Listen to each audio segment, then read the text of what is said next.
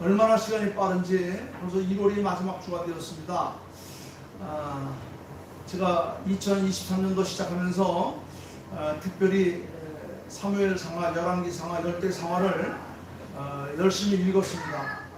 읽는 가운데 열왕기상 이 3장에서 눈을 뗄 수가 없었어요. 그래서 제가 열왕기상을 가지고 지금 한 달 내내 설교를 했는데 다시 한번 정리하는 의미에서 열왕기상 3장 4절 5절 말씀을 가지고 솔로몬의 1000번제라는 제목으로 잠시 몇 번 말씀을 하려고 합니다. 이 솔로몬의 1000번제는 우리 모든 믿는 사람들의 본이 되는 아주 귀한 그런 신앙의 행위예요. 제가 아마 이 본문을 가지고도 수도 없이 많이 설명을 했고 또 오늘 지난 1월 달에도 아마 한 번 했는데 다시 한번 정리하는 의미에서 참 솔로몬이 어떻게 1000번제를 드렸고 1000번제를 드림으로 말미암아 어떠한 놀라운 그 응답이 있었는가 하는 것을 생각하겠습니다. 우리가 잘 아는 대로 솔로몬은 이스라엘의 세 번째 왕입니다. 그런데 그는 나이 20살에 왕이 되었어요. 나이 20살. 나이 20살이면 아직 잘 아무것도 모를 때입니다. 그렇죠? 오늘날로 말하면 이제 고등학교 갓 졸업한 그런 나이예요. 초대 왕은 사울이었죠. 그리고 솔로몬 바로 위의 왕은 다윗이었습니다. 그래서 초대 왕 솔로몬, 두 번째 왕 다윗. 그런데 그 솔로몬이나 사울이나 다윗은 모두가 다 평민 출신이에요. 아주 평민 출신. 그렇지만 솔로몬은 왕의 아들이었습니다. 그의 아버지가 다윗 왕이었죠. 왕도 시시한 왕이 아니라 큰 왕이었습니다. 이 다윗 왕의 다윗의 그 아들 솔로몬. 그러나 솔로몬은 장자가 아니었기 때문에 왕이 될 수 없는 그런 사람이었어요. 다윗과 그의 모든 신하들이 위계질서를 따라서 다윗의 그 큰 아들 순으로부터 왕을 세우려고 하니까 나단 선지자하고 솔로몬의 어머니였던 그 밧세바가 짜고서 왕에게 찾아가서 내 아들을 왕으로 삼아 주십시오. 그래서 왕이 된 아들이. 그러니까 이 솔로몬은 어떻게 보면은 왕이 될 수 없는 그런 위치와 자리에 있었는데 어머니와 그 선지자의 도움으로 왕이 됐습니다. 그리고 왕이 된 다음에 약 40년 동안 나라를 다스렸습니다. 20살에 왕이 되어서 40년, 60세가 될 때까지 왕이 되었어요. 그런데 문제는 이 솔로몬이 20살에 왕이 되었고 왕이 되자 나라의 무거운 짐을 홀로 져야 했던 그런 문제가 있었어요. 20살에 왕이 됐는데 그 12지파 또 수많은 그런 참 문무백관들을 거느리고 나라를 다스린다는 것이 결코 쉽지 않아요. 지금이야 입법부, 행정부, 사법부 등등 삼권이 분리되어 있어서 자기 일들만 자기 하면 되지만 그 당시는 왕이 모든 권한을 쥐고 모든 행사를 주관하면서 했던, 그러니까 그 책임과 권한이 상상을 초월하던 그런 시대였어요. 우리나라 역대 대통령 가운데 어떤 대통령이 그랬죠. 대통령 취임한 지 석 달 만에 참 대통령 못해 먹겠다, 그런 말을 한 사람이 있어요. 그래서 한동안 대통령 못해 먹겠다 그러니까 어떤 사람은 얼마나 힘들었으면 그런 소리 했겠느냐. 아니다, 그 사람의 특유한 표현 때문이다. 또 어떤 사람은 아무리 어려워도 그렇지 어떻게 대통령 못해 먹겠다고 그렇게 하는 말이 있겠느냐, 뭐 여러 등등 많이 있었어요. 자우지간 이 말은 그만큼 나라의 책임을 지고 일을 하는 대통령 정말 힘들고 어렵겠다라는 것을 짐작할 수 있습니다. 그러나 이 솔로몬 당시의 그 왕권이라고 하는 것은 지금 대통령보다는 비교할 수 없을 만큼 엄청난 권한과 책임을 가지고 있었던 그런 자리였어요. 그런데 20살 어린 나이에 국가 통치의 전권을 맡게 된 이 솔로몬 얼마나 힘들고 어렵겠습니까? 그래서 열왕기상 오늘 본문 7절부터 8절 말씀을 보면 그렇게 말해요. 그 솔로몬 자신의 신경을 우리가 볼 수 있습니다. 거기 볼까요? 7절 8절 보면 이렇게 그 솔로몬이 기도합니다. 하나님, 나의 하나님 여호와여, 주께서 종으로 종의 아버지 다윗을 대신하여 왕이 되게 하셨사오나 종은 작은 자라 출입할 줄 알지 못하고 주께서 택하신 백성 가운데 있나이다. 그들은 큰 백성이라 수요가 많아서 쓸 수도 없고 기록할 수도 없사오니 누가 주의 이 많은 백성을 재판할 수 있사오리까? 듣는 마음을 종에게 주사 주의 백성을 재판하여 선악을 분별할 수 있도록 도와주셔서 이렇게 아주 그 솔로몬 자신의 신경을 토로한 그런 내용들이 거기 담겨져 있어요. 그렇습니다. 얼마나 힘들고 어렵겠어요. 어린 나이에 아버지의 그 권한을 이어받아서 왕이 되었으니 너무 힘들죠. 그래서 하나님 앞에 기도하는 거예요. 하나님, 제가 아직 어린데 내가 왕권을 받았습니다. 나는 아직 출입할 줄도 모르고 어떻게 일을 할 줄도 모르는데 하나님 도와주시어서 가만히 있어요. 그래서 이 솔로몬은 자기 자신의 절대 부족을 크게 깨닫고 그는 하나님 앞에서 하나님의 도우심을 구하는 간절한 기도를 드리고 그 기도를 이루기 위한 제사로서 1000번제를 드렸다고 말합니다. 1000번제. 1000번제는 뭐냐면 1000번 제사를 드렸다는 거예요. 1000번 제사를 드렸다는 것은 수를 헤아릴 수 없을 만큼 계속 많은 제사를 드렸다는 얘기입니다. 제사를 드릴 때 빈손 드리는 게 아니죠. 제사를 드릴 때는 염소나 양이나 소를 잡아서 각을 떠서 하나님 앞에 향기를 드리는 제사예요. 그러니 그게 보통 제사입니까? 그래서 이 솔로몬은 자기가 왕권을 받았을 때에 자기의 부족함을 깨닫고 하나님 앞에 무릎을 꿇고 기도하면서 하나님, 저는 작은 아이라 출입할 줄 모릅니다. 이 많은 당신의 백성들을 내가 어떻게 다스렸으면 좋겠습니까? 하나님, 나를 도와주시옵소서 간절히 기도하면서 1000번제를 드리고 그 결과가 오늘 본문에 그 응답으로 엄청난 은혜를 받았다고 하는 것이 오늘 본문을 쭉 읽어 내려가면 그 내용이 나타납니다. 자, 저는 오늘 우리가 이 말씀을 여러 번 듣고 읽고 했기 때문에 아주 구체적으로 말씀 못 드리지만 오늘 이 본문을 통해서 몇 가지를 보여요. 첫째는 솔로몬의 신앙 태도, 신앙 상태, 그가 어떠한 믿음과 자세로 하나님 앞에 나아가는가. 3절 말씀을 보면 이렇게 말하고 있어요. 3절 말씀 보면 첫째는 솔로몬이 하나님을 사랑하고 그 아버지 다윗의 법도를 따랐대 그랬어요. 그리고 4절에서는 1000번제를 드렸다. 솔로몬이 여호와를 사랑하고 부부친 아버지 다윗의 법도를 행하며 그리고 1000번제를 드렸다. 여기 번제라고 하는 것은 짐승을 잡아서 각을 떠서 제단 위에 놓고 불로 향을 살라서 향을 하늘로 보내는 그런 제사입니다.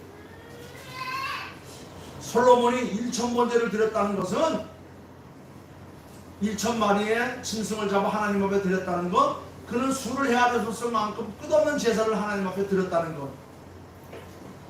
어떤 성경학자들은 이 본문을 해석하기를 1000마리의 짐승을 잡아 번제를 드리려면 적어도 아무리 빨리 드려도 일주일에서 열흘 이상은 걸렸을 것이다. 성경 그 어디를 찾아봐도, 아니 성경 역사, 지금 역사를 찾아봐도 그 누구도 1000번제를 드린 사람이 없어요. 드릴 수도 없었고. 그런데 중요한 것은 1000번제를 드리게 된 동기, 왜 1000번제를 드리게 되었느냐 하는 그 이유, 그게 3절 말씀에 나타납니다. 솔로몬이 왜 1000번제를 드렸느냐? 그 이유는 첫째로 솔로몬이 하나님을 사랑하고 아버지의 법도를 따랐기 때문입니다. 솔로몬이 하나님 앞에 이런 지극한 정성의 예배를 드릴 수 있었던 것은 하나님을 사랑했기 때문이라는 거예요. 사랑하는 마음이 없으면 1000번제를 드릴 수가 있겠습니까? 다른 아무리 많은 조건이 있어도 사랑하는 것이 없으면 이런 행동을 할 수가 없어요. 솔로몬은 아주 어릴 때부터 하나님을 사랑하는 것이 몸에 배웠던 사람입니다. 왜? 아버지가 하는 것을 보고 자랐기 때문에. 아버지는 하나님이라고 하면 껍벅 죽었던 사람이에요. 그래서 하나님께서는 다윗을 보고 다윗은 내 마음에 합한 자라. 하나님의 마음에 합한 아버지를 보고 자란 솔로몬은 나도 우리 아버지처럼 하나님을 사랑해야 되겠구나. 나도 아버지 앞에, 하나님 앞에 우리 아버지처럼 예배의 삶을 살아야 되겠구나. 하나님의 윤리와 법도를 지키며 살아야 되겠구나. 이것이 솔로몬의 가슴과 삶 속에 꽉 채워져 있었어요. 그래서 솔로몬이 이 힘들고 어려운 직임을 맡았을 때에 무엇보다도 하나님 앞에 나아가서 기도하면서 하나님, 나도 우리 아버지처럼 하나님 마음에 합한 사람이 되게 해달라고 기도하면서 1,000번제를 드렸다는 거예요. 솔로몬이 1,000번제를 드린 동기는 의무도 아니었습니다. 또 규율 때문에 그런 것도 아니에요. 그것은 순수하게 하나님을 사랑하는 마음과 믿음이 있었기 때문에 하나님 앞에 1,000번제의 제사를 드렸던 거예요. 여러분들이 지금 이 추위에도 주일전에 나와서 예배를 드리는 것은 하나님을 사랑하기 때문에 나와서 예배를 드리는 거예요. 벌써 수완대항 다 지나고 이번 주간에 입춘데 오늘 아침 보니까 영하 14도라고요. 권사님들 모시고 오는데 보니까 영하 9도예요. 이 추위에도 여러분들이 나와서 하나님 앞에 잠바를 입고 마스크를 쓰고 모자를 쓰고 나와서 예배를 드리는 이유는 여러분들이 고백은 안 하지만 하나님을 사랑하고 있다고 하는 증거예요. 하나님은 다른 거 보지 않아요. 너희가 나를 얼마나 사랑하느냐 그걸 보는 거예요. 이 모든 것이 하나님을 감동시키는 겁니다. 하나님을 감동시키기 때문에 하나님께서 우리에게 복 주실 수밖에 없어요. 제가 이따 예배 공식적 예배 끝난 다음에 잠깐 한번 감증할 시간을 가지려고 해요. 하나님께서 나를 여기 30년 동안 두셨는데 거저 두신 게 아니에요. 저는 날마다 삶 속에 감동을 받으며 살아요. 간증할 거리가 자꾸 일어나요. 우리 집사람은 날 볼 때마다 절제하라고 하는데 절제가 안 돼요. 하나님께서 내게 부으신 은혜가 얼마나 큰지 그것이 지금 자꾸 나타나요. 여러분, 다른 동기 없어요. 하나님을 사랑하는 마음, 하나님이 나에게 복 주신다는 믿음만 가지면 부족함이 없어요. 아쉬움이 없어요. 우린 여기서 예배하는 자의 자세를 한번 생각해 봐야 됩니다. 예배는 뭡니까? 예배는 하나님을 섬기는 행위예요. 하나님과 함께 교제하는 삶입니다. 하나님께 복받기 위한 우리들의 행동이에요. 이게 예배라는 겁니다. 예배를 통해서 하나님께 영광과 경배와 찬양을 드리고 그 예배를 통해서 하나님께서 우리에게 뭘 주신다고? 복주심을 주시는 겁니다. 하나님께 나아가는 자는 하나님의 살아계심과 하나님께서 복주심을 믿어야 할지니라. 그래서 억지로 드리는 예배는 참 예배가 될 수가 없어요. 예배하는 자는 어떻게 드려요? 신령과 진리로 예배할지니라 그랬어요. 하나님의 영이시니 교회도 마지못해 억지로 나오는 것은 그 예배자의 태도가 아닙니다. 우리는 한 번이라도 더 나오기를 힘써야 되고 한 번이라도 더 하나님 앞에 드려지는 삶을 살려고 애를 쓸 때에 하나님께서 우리에게 복 주심을 우리가 확인할 수 있는 겁니다. 찬양이라도 한 번 더 힘차게 간절한 중심에서 올라오는 찬양을 드려야 되고 기도를 하더라도 봉사를 하더라도 헌신을 하더라도 대접을 하더라도 정성을 다해 대접할 때에 그것이 내게 큰 은혜로 채워지는 겁니다. 여러분, 우리는 하나님을 믿는 사람들이에요. 하나님의 복받은 사람들입니다. 우리는 하나님을 결코 눈곱만큼도 하나님을 섭섭하게 해드려서는 안 됩니다. 하나님을 소홀하게 대해서도 안 된다는 거예요. 우리는 전적으로 어떻게 하나님을 사랑하는 마음으로 우리 믿음의 조상들이 해왔던 윤리와 법도를 따라서 그리고 나도 그들을 본받아 나도 하나님 마음에 합한 자가 되겠다. 나 하나님이 함께 하시는 자가 되겠다. 저 옛날 요셉과 같이 다윗과 같이 하나님을 감동시키며 살 수 있는 사람 아브라함과 같이 히브리서 10장 24절 25절에 우리 잘 아는 말씀 있죠. 그날이 가까움을 볼수록 모이기를 패하는 어떤 사람들의 습관같이 하지 말고 이 말은 뭡니까? 말세가 가까워지면 많은 사람들이 모이기를 싫어하고 모이는 것을 조장을 하고 핑계를 대는 겁니다. 이 코로나로 인해서 하나님께서 우리를 아마 채 치듯이 골랐어요. 지난 100년 동안 하나님께서 우리의 그 간절한 기도와 신앙생활을 하시고 우리 대한민국을 세계 열강들 가운데 아주 가장 부강한 나라로 만드셨어요. 이제 하나님께서 한번 책을 치신 겁니다. 코로나 3년 동안 하나님께서 쭉정이와 알곡을 골라내신 거예요. 많은 사람들이 이 코로나를 통해서 예배도 선택적으로 예배를 드리는 사람들이 많아요. 핑계거리를 만들어서. 여러분, 우리는 때마다 시마다 하나님 앞에 예배하는 삶, 하나님을 사랑하는 삶. 신앙은 편할수록 시들어지고 타락한다는 것을 기억해야 됩니다.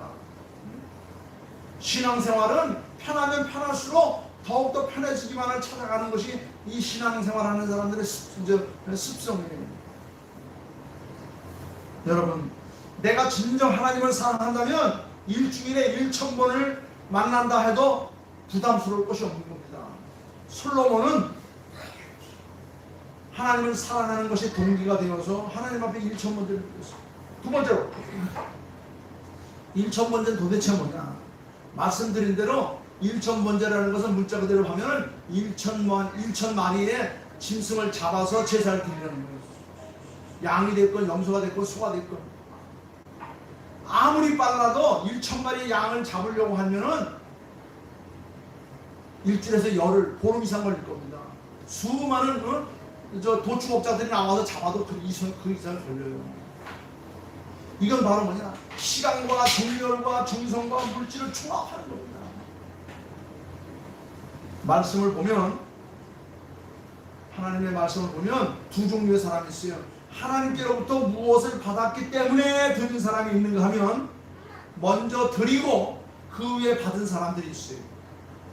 그런데 받고 드린 것하고 드리고 받은 것하고는 그 질이 천차만별 달라요. 그 축복 자체가 달라요. 아브라함은 자기 집에 찾아온 손님을 하나님 대하듯 정성껏 대접하면서 하늘의 복을 받았어요. 이 아랍 사람들 최고의 미덕이 뭐냐면 자기 집에 오신 손님은 결코 그냥 보내지 않는다는 겁니다. 자기 집에 온 손님은 하나님께서 보내신 천사로 알고 극진히 대접을 했던 거예요. 그 귀한 물을 내어서 발을 씻기고 손을 씻기고 그 집에 와서 가장 좋은 것을 잡아서 대접을 하는 거예요. 왜? 자기 집에 온 손님이 하늘에서 보내온 천사일지 모르기 때문이라는 겁니다.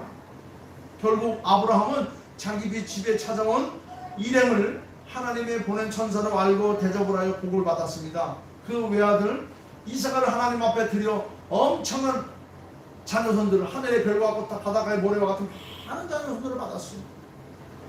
로마서 11장에 보면 이런 말을 쓰여요. 누가 주께 먼저 드려서 갚으심을 받겠느냐.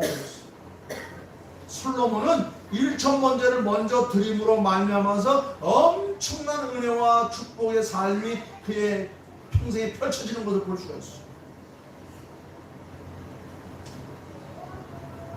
프랑스 파리에 가게 되면 그 파리 한복판에 우리는 한강이 지나가는데 프랑스 파리는 세느강이라는 강이 지나가요. 이 세느강변 강내에 보면 옆에 보면 방동 큰 광장이 있어요. 그 광장 한가운데에 나폴레옹 동상이 있습니다. 나폴레옹은 그 프랑스 역사상 가장 큰 제국을 이뤘던 그런데 그 동상 가까이에, 그 광장 그 가까이에 세계적으로 유명한 보석상 건물이 있어요. 우리나라도 종로 3가에 가면 보석상 건물들이 많잖아요. 그런데 세계적인 이 보석상 건물이 이 프랑스 그 세느강변역 광장 옆에 거기 있습니다. 이 보석상을 시작한 사람은 니토라고 하는 사람이었습니다. 그는 작은 보석상을 운영하던 그런 점주였어요. 그런데 어느 날 밤에 갑자기 누군가가 막 허겁지겁 쫓기듯이 자기 보석상으로 들어와서 자기를 숨겨달라고 했습니다. 그래서 이 주인은 다급한 마음으로 쫓기듯이 자기 상점으로 뛰어든 사람을 숨겨줬습니다. 그리고 후하게 대접을 해줬습니다. 그런데 그 사람이 나중에 불란서의 황제가 됐어요. 그게 또 누구였냐면 청년 나폴레옹이었습니다. 그 나폴레옹이 후에 황제가 되자 자기가 황제로 대관을 할 때에 그 자신의 왕관 제작을 그 상점 자기를 구해줬던 상점 주인에게 의뢰를 했어요. 뿐만 아니라 자기 결혼식을 할 때 그 왕비의 결혼 예물 뿐만 아니라 그 황실의 모든 보석 세공을 다 그 사람한테 맡겨준 겁니다. 뿐만 아니라 그 사람을 왕실의 전용 세공인으로 임명을 했어요. 그 후에 왕실뿐만 아니라 귀족들, 이 고관 배족들 모든 사람들이 다 그 가게만을 들여다니면서 보석들을 다 가공을 하고 거기서 샀어요. 그래서 일약 그 가게가 그 후에 이 니토의 후손 가운데 하나였던 이 조셉 쇼메이라는 사람이 그 확정을 해가지고 프랑스의 최고되는 보석상, 아니 세계에서 가장 큰 그거 멋진 그런 보석상을 꾸몄고 모든 세계의 보석이 그것을 지나가는. 여러분 그 보석상을 열었던 니토라고 하는 사람 먼저 죽고 그 후에 보상을 받게 된 축복을 우리에게 보여준 사람입니다. 어떤 목사님이 이제 간증을 지금 찾다 보니까 이제 요 설교를 하면서 순교를 하면서 1,000번째를 예화로 들 선교가 뭐 없나 찾아봤더니 이런 예화가 있더라고요. 어떤 목사님이 병원에 입원하여 수술을 받게 되었습니다. 이제 이 입원 수술 받으러 가면 인생의 마지막이 될 줄 모르기 때문에 그런 모른다는 생각에 전날 밤 목사님이 책상과 서랍을 다 뒤져서 서류를 다 정리했습니다. 그래서 목사님이 하나님 앞에 기도하기를, 하나님 내가 이제 더 이상 살아나올 수 있다는 보장이 없기 때문에 내가 모든 걸 다 정리하고 수술 받으러 갑니다. 하나님 나의 남은 날을 하나님 앞에 부탁합니다. 기도를 하고 서랍과 자기 모든 걸 다 정리하고 병원에 갔어요. 그런데 하나님의 은혜로 보름 만에 수술을 받고 걸어서 퇴원했어요. 수술 받은 후에 집에 돌아와서 목사님과 사모님이 무릎 꿇고 하나님 앞에 기도하며, 여보 우리도 저 옛날 솔로몬처럼 하나님 앞에 1,000번째를 드립시다.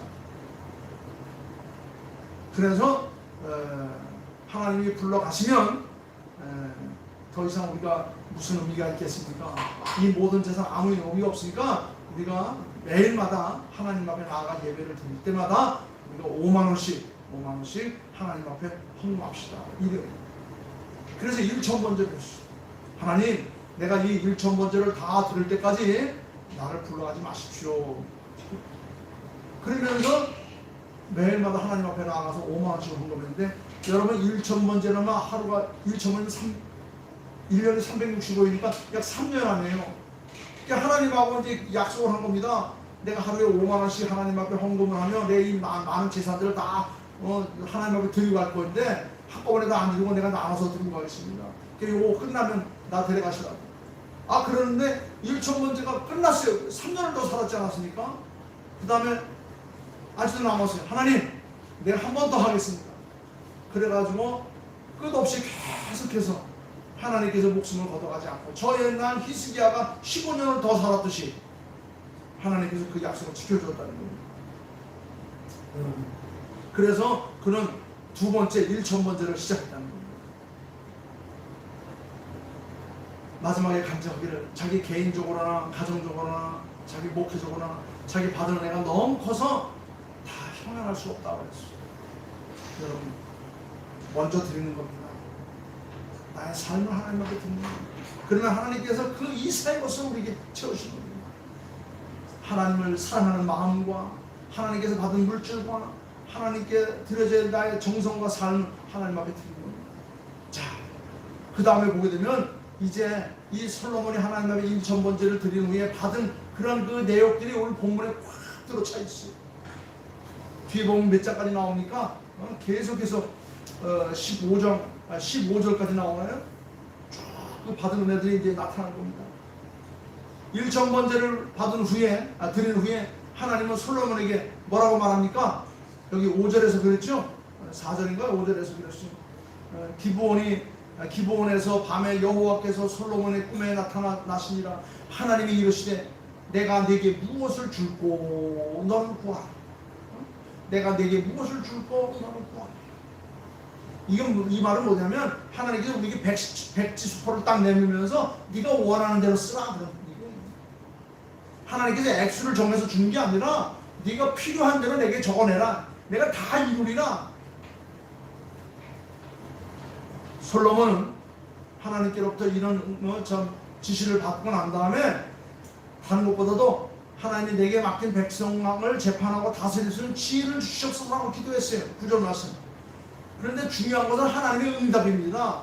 하나님의 응답에 11절의 말씀 보면 뭐라고 말했습니까? 백지수표를 주시면서 하는 말씀이 수도 부도 구하지 아니하며 자기 원수의 생명을 말하기도 구하지 아니하고 오직 송사를 듣고 분별하는 지혜를 구하였은즉 내가 네 말대로 지혜롭고 총명한 마음을 주노라. 12절. 그리고 13절은 네가 구하지 아니한 부와 영광도 내게 주노라. 부귀와 영광과 건강과 솔로몬이 구하지 아니한 것에도 다 주겠다고 말하는 겁니다. 백지수표를 쓱 내밀면서 하신 말씀입니다. 지혜는 통치자의 리더에 아주 필요한 거죠. 부귀는 살아가는데 필요한 겁니다. 영광은 인생을 보람있게 해주는 거예요. 우리가 나이 들수록 필요한 게 뭐라고 그랬어요? 우리가 건강과 돈과 외로움을 극복할 수 있는 힘이라고 말했는데 하나님께서는 솔로몬에게 지혜를 주어서 통치자의 리더십을 지어주었고 부귀를 주어서 살아가는 데 필요한 물질을 가득 채워주었고 영광을 주어서 그가 외롭지 않고 인생을 보람있게 살도록 그렇게 주었다는 겁니다. 하나님은 솔로몬이 왕으로 살아가는 데 필요한 모든 걸 주셨는데 언제 했어요? 1,000번째를 받으신 후에 허락하셨다는 겁니다. 하나님을 감동시키고 나니까 하나님께서 그 감동을 받으시고 은혜를 쏟아부었다는 거예요. 제가 이 시간 여러분들에게 요구할 수 있는 건 아무것도 없습니다. 우리도 솔로몬처럼 신앙이냐면 하나님 앞에 부름받은 백성들이라고 한다면 하나님 앞에 뭘 해야 돼요? 제단 쌓기에 힘쓰라는 겁니다. 한 번이라도 더 교회에 나오기를 힘쓰라는 겁니다. 교회에 안 나올 구실을 만들지 말라는 겁니다. 하나님 만나는 것을 획하지 말라는 겁니다. 솔로몬처럼 1,000번째를 드리라는 겁니다. 드리기를 힘쓰고 먼저 드리는 것 때 우리에게 받아지는 것은 우리가 술을 헤아릴 수 없을 만큼 한다는 거예요. 솔로몬처럼 주님의 마음에 드는 일을 우리가 하는 겁니다. 어떤 사람은 나쁜 짓만 골라하고 나쁜 일만 골라하는 사람이 있는가 하면 어떤 사람은 좋은 일만 골라하고 착한 일만 골라하는 사람이 있어요. 누가 더 복을 받겠습니까? 누가 더 이쁨을 받겠습니까? 누가 더 큰 은혜를 받겠습니까? 여러분, 우리는 교회 앞을 지나가면 들리고 또 오며 가며 들리고 기도하고 예배드리고 주일이면 한 번이 아니라 몇 번이나 돌아와서 하나님 앞에 예배하며 봉사하며 믿음의 사람들과 함께 힘을 모으려고 하는 이런 마음이 우리의 삶 속에 큰 은혜가 되는 거예요. 복이 되는 겁니다. 말씀을 접습니다. 1,000번째를 드리는 그런 신앙으로 우리가 신앙생활하면 내게 은혜가 안 될 수가 없어요. 하나님께서 복 주심을 우리가 체험하지 않을 수 없습니다.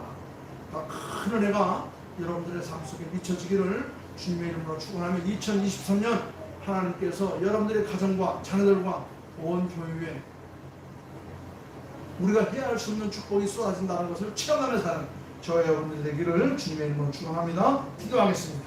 아버지 하나님, 감사와 찬양과 영광을 드립니다. 언제 어느 때라도 읽고 들고도 재미있고 신나는 하나님의 말씀, 특별히 열왕기상 13장에 나타난 이 솔로몬의 1,000번째는 우리 신앙인들에게 참 규감이 되고 참 우리를 참 활기차게 하는 그런 메시지임을 우리가 깨닫습니다. 아버지 하나님, 솔로몬은 오직 하나님을 사랑하는 것 하나로 이렇게 참 엄청난 은혜의 삶을 살게 되었습니다. 아버지 하나님, 저는 오르나 치우치지 아니하고 하나님께 주신 이 큰 복을 잘 감당하며 사는 저희들 다 되게 도와주셔서 하나님께서 우리를 결코 버리지 아니하실 것입니다. 복 주신 걸 패하지 아니하실 것입니다. 아버지 하나님, 우리 스스로 하나님 앞에 정말 거룩한 삶을 살아가는 자들 다 되게 도와주셔서 하나님을 사랑하고 참 선조들의 믿음을 따라서 우리가 해야 할 바를 감당할 때에 하나님은 우리가 상상할 수 없는 그 이상의 것을 우리의 삶을 채우신다는 믿음을 가지고 승리하게 하여 주시옵소서. 감사하오며 우리의 지극한 정성과 예배를 받으시는 우리 주 예수 그리스도를 받도록 기도하옵나이다. 아멘. 아멘.